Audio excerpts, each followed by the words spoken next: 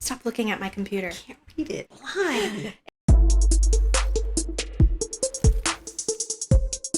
Welcome back. My name's Shayna if you're new here. This is Teresa, my mom. Say hi. Hi.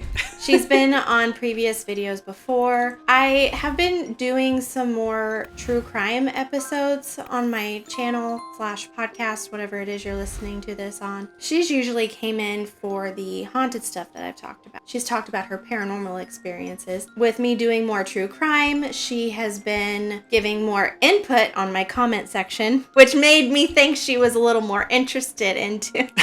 I sent her a message. I was like, hey, have an idea. What do you think? So we're thinking about doing a series maybe like once a month, depending on how much you guys like it, where I have her pick a certain story and she skims over it. If it seems interesting, I'll get all the facts and then I will tell her about it and get her reaction and input on it. Now, not before. I researched a few different known but not really known cases, and this was one of them that she hadn't heard of, so I figured I'd get the information and we would do this. I don't know what to call this series. Well, it's Unsolved Mysteries, Unsolved Murders. I know, but this is like our series, so I don't know. I was thinking of like... Aww. Oh my word. Mommy and Me. I was thinking of Mommy and Me True Crime.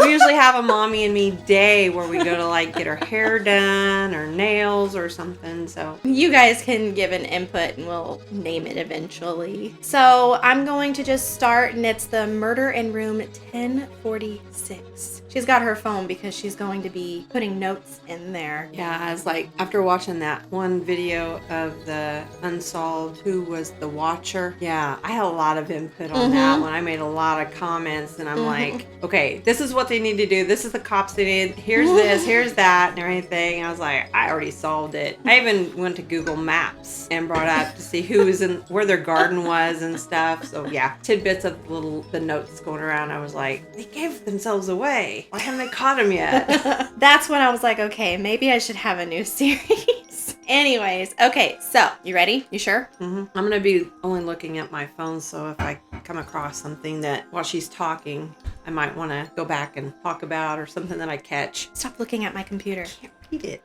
Blind. I'm looking down. You don't know this. I have a laptop here. I forgot to tell you that. Because usually I'm looking at the camera whenever I'm talking. It all starts on Wednesday, January 2nd in 1935 at 1329 Baltimore Avenue, called Hotel President, which is now known as Hilton President in Kansas City, Missouri. That's not too far from us. No. There was a man who called himself Roland T Owen, and he would check into a hotel at 1:20 p.m. and requested a single room in the upper floor, specifically an interior room, which is what landed him in room 1046. The people working at the hotel would describe him as a husky man to be between the ages 20 and 35. He had brown hair, a scar on his scalp that was visible above his ear, and a cauliflower ear, which to me would assume boxing or wrestling, because a cauliflower ear is usually how you get those. I don't even know what a cauliflower ear is. That's like when the ear is just from constant injury, which is what wrestlers or boxers get, I believe. He was dressed well and was wearing a black coat. The bellboy that was working at the time, Randolph Prompst, would help Roland to his room, and Randolph would later report that he only packed a toothbrush, a comb, and toothpaste. So I'm assuming, in my opinion, that tells me he wasn't going to stay long. Do you agree? I do, and I'm kind of wondering why you needed a bellhop to carry that. Maybe they did that back in the day, because, you know, nowadays they don't really walk you to your rooms, but I wonder if back then they walked you to your room more, whether you had a lot of luggage or not. It's called customer service, and I'm sure we don't have that anymore. If that's all I was carrying, I'd be like, no, I can handle it. So for him to allow the bellhop to do this, see that he didn't have much, it's almost like a cry for help, if you ask me. Go on. I don't know. We'll see. We'll keep reading.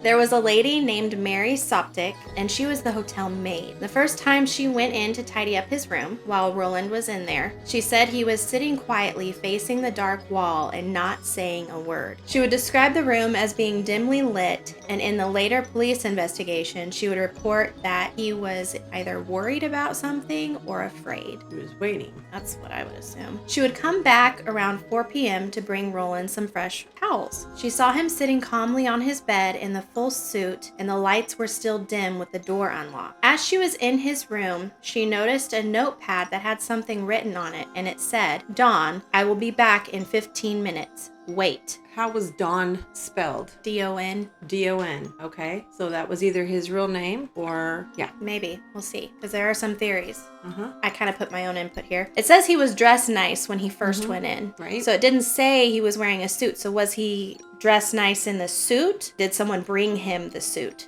to wear that nobody noticed came and left? That makes sense because he didn't have a suit with him. I kind of wonder if it's just her description versus their description. One person might say dressed well, the other person will say dressed nice, or they'll actually describe a suit. And so I just kind of wonder if it's not the same outfit because, yeah, like you said, someone would have had to bring it to him because all he brought was those 3 items. And the note, maybe he's the one that wrote the note and left it and was gone for a few minutes and didn't want to miss this Dawn person he was meeting. Because in later theories, there is someone named Dawn.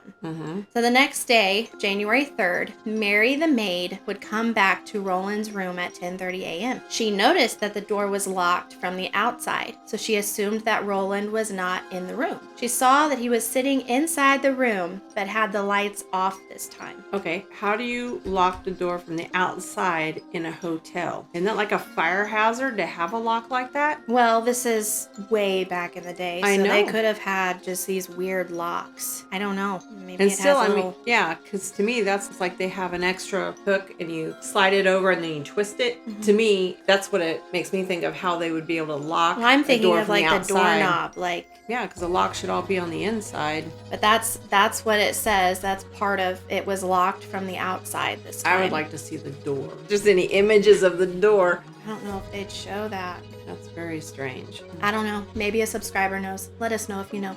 Yeah, please. Because it didn't say anything on that. Because I did wonder that, but it didn't say what type of, like, how it could be locked from the outside. So what I thought of is, does that mean someone locked him in there? So if it's locked from the outside, that means someone came and then locked him in the room. Right. So while she was in the room, Roland would receive a phone call and she would hear him say, and I quote, "No, Dawn, I don't want to eat. I am not hungry. I just had breakfast," end quote. And then he repeated himself saying, quote, "No, I am not hungry," end quote. So he's not Dawn. He's talking to someone else named Dawn. After he hung up the phone, Mary claimed that Roland was a little more talkative and inquired about the hotel and her job. She said he was very kind. I don't know if this makes any difference. I was thinking about this whenever I was doing the research, but if he was talking to someone, like with her being in there, do you think that he was like talking code maybe because he didn't want them to know what they were talking about? But that doesn't really make sense. That's just what came to mind. I just kind of wonder if he isn't part of an underground boxing ring or something and Well, got that's in a trouble. theory. We'll get into that.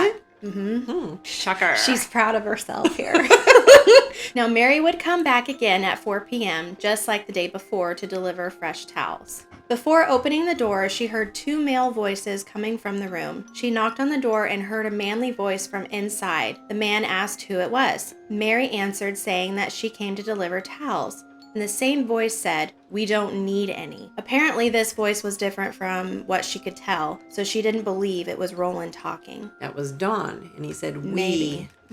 We, not I. That same night, there was a party going on in room 1055, and a woman in room 1048 complained to the hotel staff that she heard loud voices of both a male and female cursing and shouting, but she couldn't confirm whether they were coming from room 1046 or the party. The next day, on July 4th, is when things get really weird. The hotel operator would notice that at 7 a.m., Roland's room phone had been off the hook. He sent the bellboy, Randolph, to go fix his phone. Randolph saw the "Do Not Disturb" sign on the door and knocked. Randolph thought he heard a faint voice saying, "Come in," but when he tried to open the door, it was locked from the inside this time.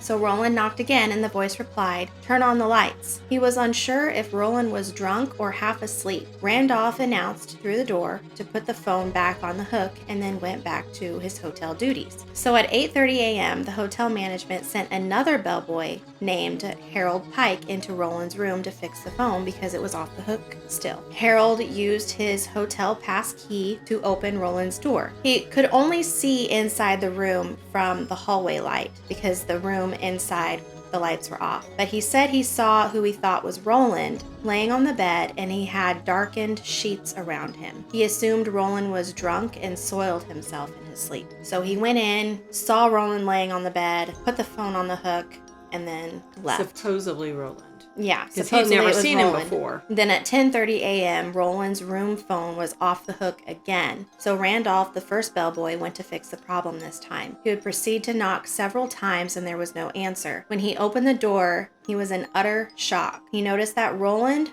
was naked and kneeling on the floor holding his head to his hands. Randolph turned on the lights, and that's when he saw blood everywhere in the room. The walls, ceiling, bath, beddings were all covered. So Randolph, rightly so, freaked out and ran out of the room. Roland was found with very terrible wounds. A cord had been tightly tied around his neck, wrists, and ankles. It seemed that Roland had been tortured and strangled. He was also hit repeatedly on his head and his skull was fractured. He was knifed several times in the chest, which ultimately punctured his lungs. But despite all of these injuries, Roland was still alive. Dr. Flanders would ask Roland who had done this to him. Now, I found a few different sources that say different things. I thought he would have died in the room. Well, they caught him before, but one response was that when the doctor asked him who did this to him, he said nobody. But then the other response was that he was alone in the room and fell against a bathtub. So I don't know which one is true, but in other words, either it's way, repeated abuse. Either way, he didn't say who it was that did it to him. And then after that, Roland fainted and was taken to the hospital. So what do you think so far? I'm kind of wondering if this Dawn person didn't check in as well, for them not to see, someone else coming and going. Maybe they could have came in under a different name and just been going from one room to another undetected. Possible. We don't know who the phone call came from when he was on the phone while the maid was in the room. Yeah, I'm wondering if there was a way they could have tracked that, because for them to know that a phone was off, and usually the operator would have connected the phone to a room at a certain time, then you would think they would have maybe some sort of log of this room called this room at such and such time. So if the maid had asked the operator at that time, they probably would have figured out where the call had come from, outside or inside the hotel. But you never know, because it was so long ago, but it's never mentioned. So I'm assuming there was no way to find out where the call came from. My thing with him being on the verge of dying and didn't say who did this to him, that tells me he was protecting someone for some reason, but I just don't know why. So now, it would be January 5th, just a few short days after checking into the hotel room, Roland would die from his injuries. According to the doctor, the injuries on Roland's body occurred 6 to 7 hours before his death. So, okay, so let me keep reading, because this... Are you going to go back through the timeline? Well, it's concluded that the murderer was torturing Roland while his phone was constantly being disconnected from the hook. So... Using that as a cord. So that makes me wonder if whenever the second bellboy went up there and actually got in the room, who all was in the room hiding while the bellboy was putting the phone back on the hook. You know what I mean? The cord wouldn't have been around his neck at that point. But the phone was off the hook. Right. So they did something. Or something that could have. So maybe the first time the phone was off the hook by accident, like you said, I'm wondering if they left the phone hook off when they were done on purpose so that someone would come and find him. Does that make sense? Because they knew that the bellhop boys were coming up every time the phone got off the hook. Yeah, it could have been a woman. It could have been a woman that had seen this and just tried to help him. Right, knowing that was a way that they would come up. But what time was that? Did that first guy use his pass key to come in? Well, that was the second time at 8:30, I think. 8:30. And then it was off the hook again at like 10:30, I think. And he assumed that he had soiled the bed when that actually could have been blood turning brown on the bed. Which, when it's dark, you can't really tell anything. So the officers went through Roland's room to try to find anything that would link to his supposed suicide that he was claiming, since Roland said he was by himself. Yes, a suicide. Blood everywhere, but yet he stabbed himself in the chest how many times, and blood all over the ceiling and stuff. That is a stab in like this. It is not a No, I'm sorry. No. They have to rule it out. Some people are crazy, I guess. I don't know. Yes, But here's what they found. The room was empty. Of course. So hotel items like soap, shampoo, towels were all missing. Even weirder is all of Roland's clothes were gone. He only had one outfit. Yeah, but he was naked in the room. Yeah. So even what he was wearing was gone. Right. So there was no coat, shirt, pants, socks, or even shoes. It was all missing. And his toothbrush and toothpaste and everything. The only thing in the room were 2 empty water glasses, an unlit cigarette, a hairpin, a safety pin, and a bottle of diluted sulfuric acid. What is the acid used for? I don't know. We'll get into it though. Okay. Because it is brought up later. One of the empty glasses was placed in the sink with a broken piece of glass missing, and the other had 4 fingerprints possibly belonging to a woman. Say he was in the underground boxing, okay? He was having an affair with someone, and then he got caught and was told if he left, he'd be killed. So he's afraid to leave, and they end up going back and killing him anyways over a woman or man. Back then, you did that stuff. It's not that far-fetched. And they couldn't find any weapon that could have made the wounds that were inflicted on Roland. Right. So that would rule out the suicide officially. I kill myself and then go stash it. The case continued. Police found that Roland was faking his name. Roland told the hotel management that he lived in Los Angeles. I am shocked. Absolutely shocked. People check in Mr. and Mrs. Smith all the time, you know. However, when the police followed up on this, the Los Angeles authorities denied having any records of a man named Roland T Owen. With this information, the police would receive many phone calls to check and see if Roland could possibly be a loved one they had lost. There were a few supposed sightings of Roland. There was a lead that stated Roland was seen with 2 unidentified women in different liquor stores between January 2nd and January 3rd. The detectives followed up on the small talk he had with Mary and Randolph. Apparently, the Roland told the 2 that he had stayed in a hotel, Mule Block. It's a really weird name. The previous night before he left when he tried to increase the price on him. So he left that hotel because they told him he would have to owe more after checking in. And he left that hotel and went to this one where he was at. The detectives went to his hotel and checked the register. They didn't find the name Roland T Owen, but the front desk clerk stated that a man who looked like Roland stayed that night, but he used the name Eugene K. Scott. He's really into middle initials, isn't he? Yes. Another lead led the detectives to another name used by Roland, and that is Cecil Werner. W-E-R-N-E-R. Apparently, Roland tried to use that name for wrestling matches. That's close. I said boxing. Almost 2 years later, a woman named Ruby Ogletree would come forward and identified Roland as being her son and told the police that his name was Artemis Ogletree and not Roland T Owen, and he was only 17 years old. They let him check in by himself, and he was well, they didn't know how old he was. Yeah, and they thought he was between 20 and 30s, and if you're a wrestler, he probably looked a lot older than he was. What was his name? Artemis Ogletree. It was a friend of Ruby's who saw the picture of Roland in a magazine, and she immediately thought he looked familiar. She said he left home in 1934 to travel the country, and he would send her handwritten letters. But in 1935, she began receiving typed ones instead. 3 letters were sent to her from someone claiming to be Artemis, even though he had already been murdered at this point. Ruby stated that the letters from the person pretending to be her son would use slang and style. Well, it's someone that knew that he wrote to his mother, obviously. But didn't know how he wrote, apparently. It was someone who didn't want the mother knowing he was dead. Knowing, the son was already gone. So was he paying someone to do it, or was they accomplices? We'll get into it. Kind of far out. The last letter she would receive was stating that he was leaving the U.S. and was heading to Egypt. In 1936, before she knew her son had died, she did try to find him. She tried to get help from U.S. consul in Cairo, Egypt, but they were unable to confirm that Artemis had ever traveled there. Around the same time, detectives were able to confirm that Artemis stayed at another hotel in Kansas City sometime before his death, and he wasn't alone this time. He shared his room with another man, and they believed this man's name was Don from the phone call. After this, the case would go cold. Something strange did happen soon after his death. The funeral home that was responsible for burying him received a call from someone offering to pay for all the funeral expenses. But there are different sources that say different things. But there was a rumor that the caller sent over money and flowers and that he was doing this for his sister and supposedly stated cheaters usually get what's coming to them. What usually? Cheaters? Cheaters usually get what's coming to them. And this is what led the popular opinion that Artemis was engaged and cheated on his fiancée with another woman. But those supposed statements were first published by magazines and papers after his death, essentially sensationalizing the story. Because there were mailed flowers and a letter signed by a woman named Louise, but the caller never made those statements about the cheating. So that's just what the magazines...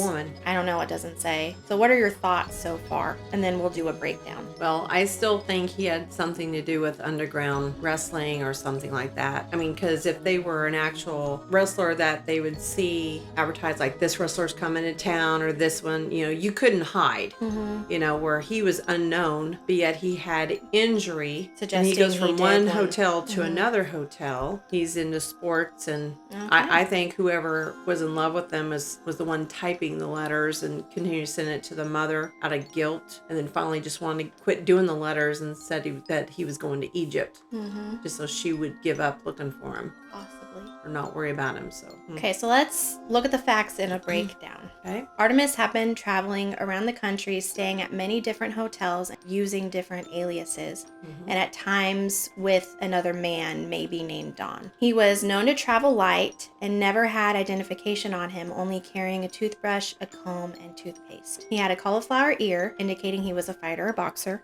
Was confirmed to be looking for wrestling matches to sign up for under the name Cecil Warner. The police investigation showed that everything in his room had been cleared out except for a few things that were found and the bottle of diluted sulfuric acid and a woman's fingerprints. A person or persons were willing to pay for his funeral and send flowers from someone named Louise. Something else that is important is the flowers were sent twice due to an error. So the first time they were mailed, they didn't show up. So it was apparently important enough for the sender that he received these flowers, so they resent them again. Someone with knowledge of Artemis's death or responsible for it sent letters to his mother in an attempt to cover their tracks. So now let's look at the theories. Theory 1. Artemis was killed because of cheating on his fiancée, which is pretty popular right now. How the crime scene was left leads people to believe that the mafia was involved and that it was a professional hit. The sulfuric acid was apparently used by the mafia in order to remove fingerprints so that the police couldn't identify the body. Something I found interesting online is that the word Don is an Italian word for boss. Oh. Isn't that interesting? The leader of a mafia gang would be known as Don. So I'm not sure about the whole fiance thing, but I believe that it's possible him saying Don could be him speaking to a mafia boss around that area, which I believe there were mafia bosses in that area at that time. Do you think that sounds like a legit theory? What are your thoughts? Would you tell a boss no? You weren't already hungry? ate? That's why I was like, was it code? Like, was he saying these weird words? Like, maybe he thought it was his because end he didn't want to, because the cleaning lady was in there. Like, was he just saying that just so he couldn't really talk because someone was in the room? Like, no, I can't talk. Like, no, I don't want breakfast. No, Yeah. that means I can't talk. Right. So True. I don't know. Now here's another theory that I thought fits pretty well. Artemis somehow got mixed up with the mob so he could have money or something for his travels. He probably became a fighter for them at some point and lost a lot of money. And Artemis could have been fighting for them and, like I said, could have lost a lot of money. And this Louise person could have been someone related or close to the mob who he was involved with, maybe. And that it's possible that Don was Artemis's boss who worked for the mob and traveled with him and in turn getting to know Artemis personally. Yeah, because I mean, when you think about it, if he had a manager or something like that, like you're saying, they would actually usually take care of the luggage, their possessions and everything for them. And so that would explain why he would just have minor stuff, thinking the rest is coming later. Right. But usually you would tell the front desk, I'm expecting, someone with my luggage. Unless the Dawn person, like you said, if he was in the hotel too, maybe he had all of this guy's luggage with him. Mm-hmm. So, I don't know. Yeah. Continuing with this theory, knowing he cost the mob money, he was scared and anxious about meeting Dawn, and since they knew his real name and possibly where his mother lived, he couldn't just run away and disappear, which would explain why he was asked who attacked him and he kept his mouth shut. Mm-hmm. And after Artemis was murdered, this Dawn person or someone else working with the mob sent those typed letters to his mom to try to throw off suspicion. And since Artemis worked for the mob, his funeral arrangements were taken care of by them, staying anonymous and paying for it all. Yeah. So what do you think? That's it. That's all the info I got. That does sound... Maybe I watched too many movies when I was younger, but that does sound like something because I've heard of them actually killing someone off and then paying for their funeral. I'm sorry, but this had to happen. Yeah, this had to happen. You had to go, and we're giving you a send off because family is important. They wouldn't want to have his mom pay for the funeral. Well, they didn't want his mom to even know he died. Right. So right. See, that could have been like Louise still sending. She could have been the one sending the letters, especially if she was like the fiance or something. Mm-hmm. So what we need to do is look up any mobsters that had a daughter named Louise. Well, I don't know if that would have been her real name, too. Yeah. That could have just been either something she went by or... If this was in the 30s. Maybe she become arrested or something and goes by Louise. I wonder. Let's see, crime family, Wikipedia. It says right here. Oh, it's Lewis. Yeah, it's Lewis, not Louise. But then again, she could have been named after her daddy. I don't see anyone with Louise. Just shows up the same stuff. Maybe the viewers can research as well. Yeah. And comment. Maybe you all know. Find. Someone has to know. Maybe not anymore. It was so long ago. It's a pretty interesting story. What'd you think of it? Was it shocking at all? It's fascinating. It's very intriguing. Mm-hmm. It's weird. It's weird. You don't ever see him leaving, or they don't ever see him leaving the hotel. Yeah. So it's kind of weird that all this stuff happened to him. Yeah, and I mean, mob, they got connections everywhere. But yeah, they could have threatened him and said, look, if this is what you're going to do, you're going to check into this hotel, you're going to wait for us, or we're going to kill your whole family. I could definitely see that, especially if he ended up losing them a lot of money. When he wasn't supposed to. Losing a match or something. Or even if he was supposed to throw a match and refused to do it. Because sometimes they make more money when they lose. It's just 17 years old. So if he was 17 when that happened, when did he actually leave home again? I think it was like the year before or 2 years before. So he left home in 1934 to travel. Okay. And the murder and was this when? all happened in 1935. So it wasn't... Less than a year. It wasn't even... It was like a year. Well, it depends on what month he left in 1934. It doesn't say, but he died in January of 1935. How often did he write his mom? It says that he wrote her letters. No, that was it was typed. She got typed letters, 3 typed letters, which by then he was already dead. What was in the letters? It just says that he left home to travel the country and he sent her handwritten letters. But by 1935, she began receiving typed ones instead. Okay. 3 letters were sent to her from someone claiming to be Artemis. Okay. But that's when he'd been murdered at this point. So it was 3 typed letters. Because it was a while until she found out it was him that died. I want to say it was 1936 before she knew her son died. So it was a year later. Yeah. The last letter she got was saying he was going to Egypt. And that's when she was trying to find him. So then she was trying to find him. That's probably because and then in 36 she found out that he was already gone. And that's probably because she quit getting letters from him. So she was probably worried he died or he was stuck somewhere. So that's probably why she was trying to find him. Yeah, still unsolved to this day. I'd still like to know how you lock someone inside a room. I don't know. Let us know if you know. If there's any fingerprints on the door they could have for someone locking. It might have been hard for them to get fingerprints on the door because with a bunch of people using the door, they probably didn't wipe the door handles off that often. Well, I don't think it would be a door handle, though.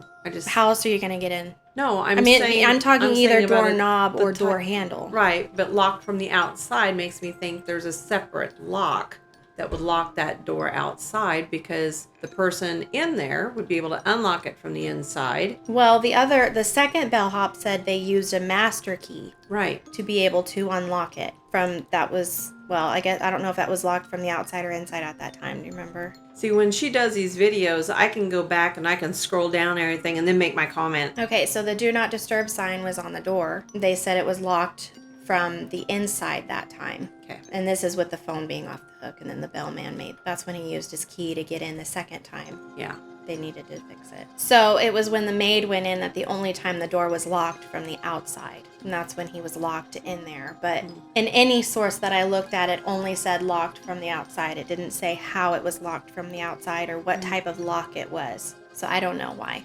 I didn't see any pictures of it either regarding the case. So, Yeah, I don't know. To me, that just doesn't make any sense. It's a weird one, but it was interesting. People supposed to lock their kids in there? Not let them out? What? I mean, it's Different times back then, so maybe. Yeah, but you still have your fire regulations. Yeah, but I'm sure they had windows. You think if you had windows, maybe you could open them and go down the fire escape if you needed 10th floor. Yeah, they probably, fire escape, yeah. I know they don't have that anymore. Can't open windows in hotel rooms anymore. I don't know how many stories were in that building at the time. That's all I've got. Anything else you want to say before we close out?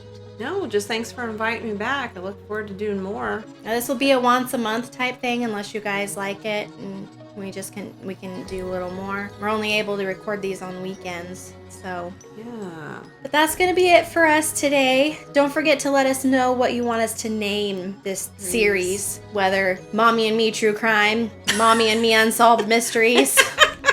Mommy me, Yeah. Mommy and Me for Unsolved Mysteries. I don't know. Just let us know if you have any thoughts. But that's going to be it for us. So don't forget to hit the like, subscribe, and notification bell. It does help out my channel. And we look forward to seeing you guys next week. Share, share, share. Bye. Bye. Sorry. I have to link the audio. Don't look at my screen. I can't read it. I don't have my glasses. You barely make out the word murder. Give me a second. Let me think. How am I going to open this? You could start by introducing me again. No, it's okay. Mommy and Me, People won't get that. That's fine. It's okay.